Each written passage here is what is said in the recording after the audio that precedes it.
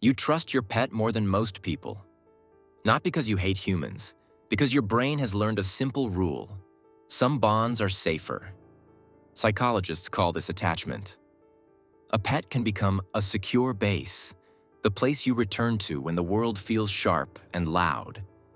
No hidden motives, no social scoring, just steady contact. But here's the thing, that comfort isn't random. It often maps to your personality, your stress level, and the kind of relationships you've had to survive. So what is your pet really doing for your nervous system? Before we move on, please take a moment to subscribe to the channel and like the video. Have you ever noticed how your voice changes when you talk to your pet? It gets soft, it slows down, you start saying the same silly words, and your body follows your voice, like it stops bracing for impact. Now think about what happens when you walk into a room full of people. Your eyes flick around without you asking them to. Faces, tone, who's with who looks bored, who looks like they might judge you. That scan is fast, and it's not in your head. It's your nervous system doing threat math. But when it's your pet, that scan shuts off. You see fur, you hear a little noise. You get one clear task: feed them, pet them, sit near them. Your brain stops trying to read the room because the room isn't a room anymore. It's just home. Most people look at that and go, "You're antisocial," or "You're immature," like you're hiding from real life. But here's the thing. This wasn't weakness. It was your system picking the place where it can finally stand down. Psychologists call this attachment. And yes, attachment isn't just romance or family. It's any bond your body treats like a secure base. Simple meaning, it's the place you can return to, where your heart rate can drop, where your muscles don't stay tense, where you don't have to perform. Think about what that actually means with people. People are mixed signal machines.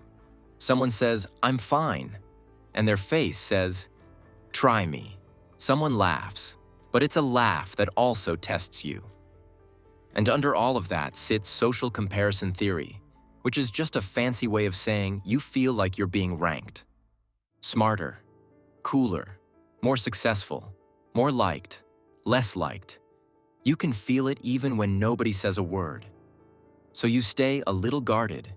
You pick your words, you edit your tone, you track the vibe. That's not you being dramatic. That's you trying to avoid social pain because your brain files social pain in the same drawer as danger. With a pet, the cues are clean. Touch, eye contact, routine. You scratch behind the ears, they lean in. You sit on the couch, they pick a spot near you. No sarcasm, no gotcha, no score keeping from last week. Your mirror neurons, the part of you that copies and syncs with what you see, can lock onto something steady instead of confusing. And steady is a big deal, because your body loves repeat. Same sound of pause, same mealtime, same little check-in at the door. The bond is built from 1,000 tiny loops that end the same way. Safe, safe, safe. Research shows petting and even eye contact can link to oxytocin shifts and lower stress signals. Oxytocin isn't some magic love drug. It's more like your body's green light. It tells your system, you can come closer now. That's why your shoulders drop before you even notice you were tight. You also get something else from pets that people don't always give you. No demand for a story. Think about it. You've had a rough day. Your phone's full of texts you don't want to answer. Your brain feels loud. You tell a friend and they do the normal human thing.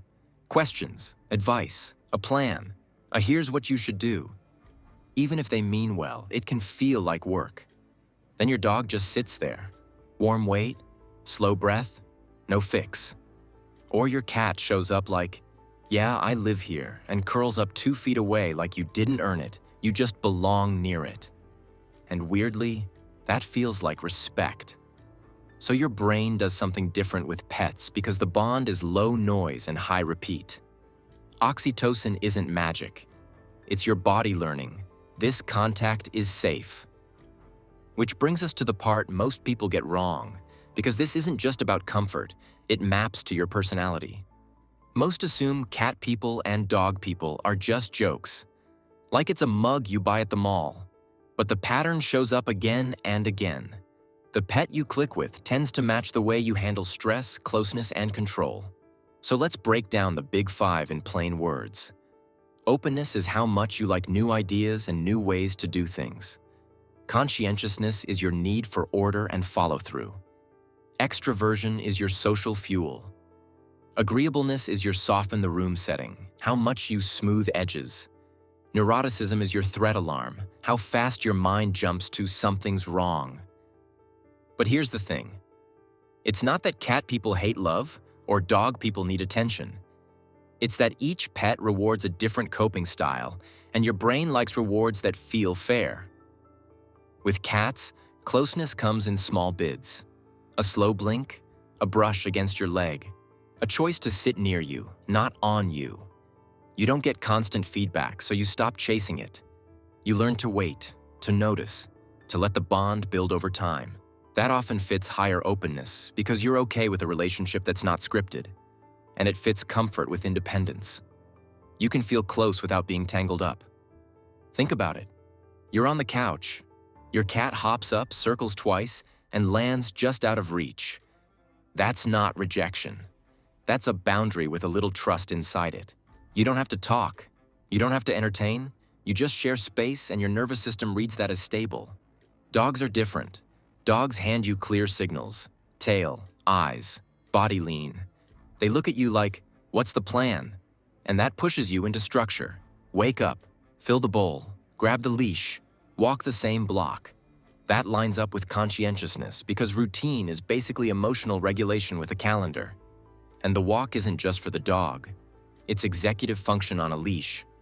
Executive function is the part of you that starts tasks, keeps time, and finishes things.